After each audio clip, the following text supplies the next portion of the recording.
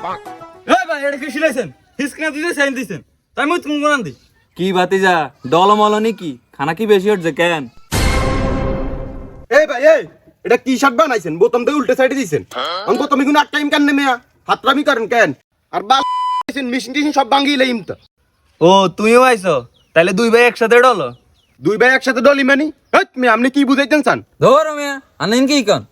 এই তোকে লাগার কোনো কথা নাই যাইবো তোর আব্বার লাগাবো তোর আব্বারও অনেক ফোন দে অনেক ফোন দিয়ান ঠিক আছে আর আব্বারে অনেক ফোন দিতেছি। হ্যালো আব্বা কোন আমনে আমনে অনেক একটু বাতন দর্জি ভাই সামনে আইয়েন তো ডালটা কথা কান করে। কিরে শিবন কি হইছে? আরে আব্বা বাতিন নাকি আঙ্গ দুনু করে মালখোর কয়। কি রে বাতেন কি হইছে? আরে কাকা কোয়ের নাম নে হলাই দুনুগা উল্টা উল্টা শার্ট প্যান্ট পরিয়া এমন হাত দোষ দেয় আই বলে উল্টা উল্টা সিলাই দিছি আমনে একটু ভালো করে শান্ত। ये सब क्या देखना पड़ रहा है? আরে বাতিজা কিছু মনে করো না, এরা ছোট মানুষ তো, এরা হালকা পাতলা একটু ডলি মলি খায়, এদেরকে এখন সাইজ করা যাবে না।